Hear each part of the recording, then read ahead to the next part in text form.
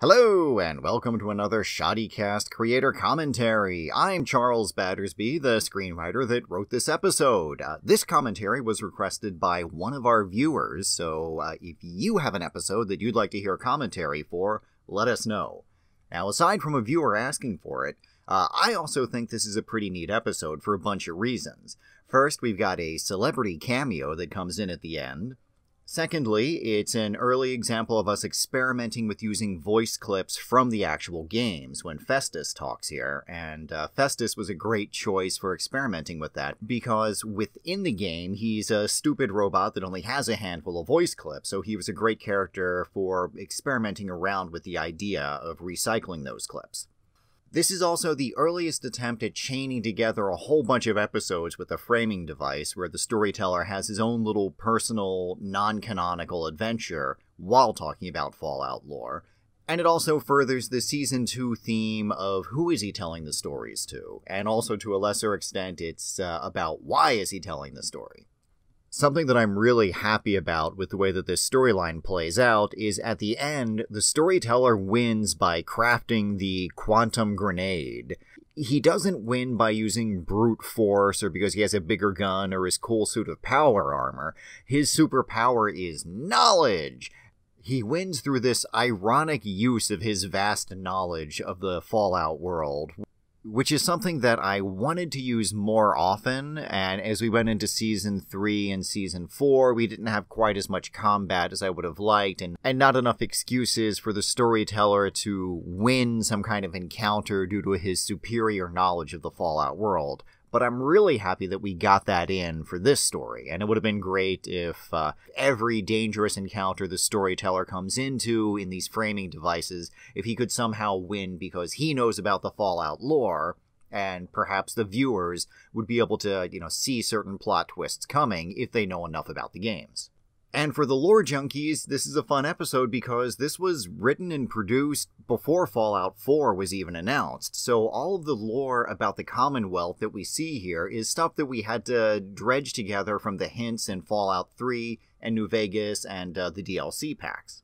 I gotta give credit to Bethesda, because even back when they were working on Fallout 3, they were still clearly planning on what Fallout 4 might be like, and as they went on with Fallout 3's DLC packs, they were dropping in more and more references to the Commonwealth.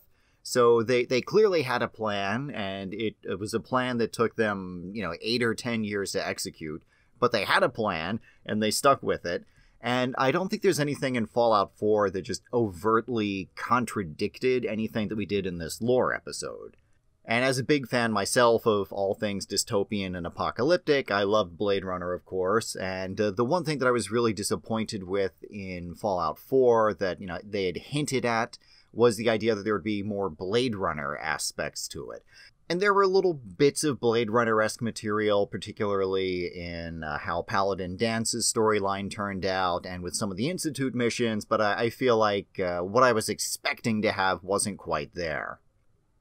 For our part, in trying to do the machinima aspects of this, the Institute turned out in Fallout 4 to be this clean, very, high science fiction, clean, futuristic, white, bright Star Trek future. But when we animated this episode, we didn't have any assets that looked like that. So when you see shots of the Institute, it's obviously the Big MT from Fallout New Vegas, the Old World Blues DLC pack. So we didn't have anything that looked the way that the Institute ended up looking.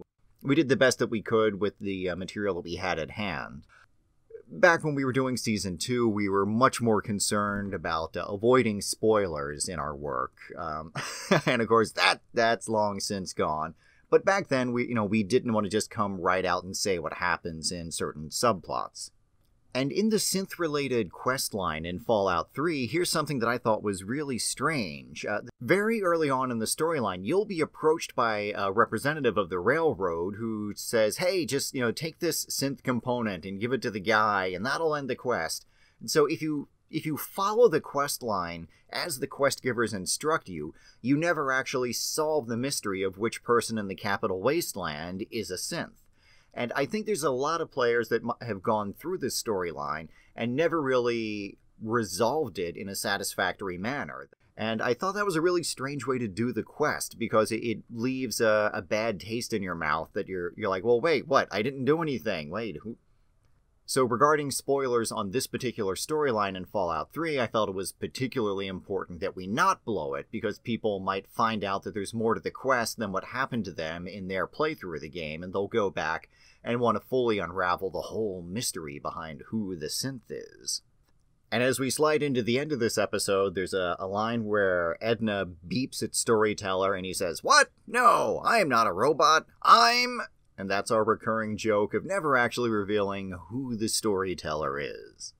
Then we're interrupted by this celebrity cameo, and those of you who are longtime fans of ShoddyCast will recognize this voice actor of the Nuka Addict as Josh, one of the two guys that founded ShoddyCast.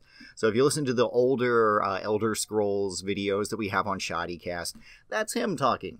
Josh, of course, is also the director of this series, so when you're the director of the show, you get to do as many cameos as you like. One in every season, or more, as much as you like, because he's the talented and handsome fellow that signs my paychecks.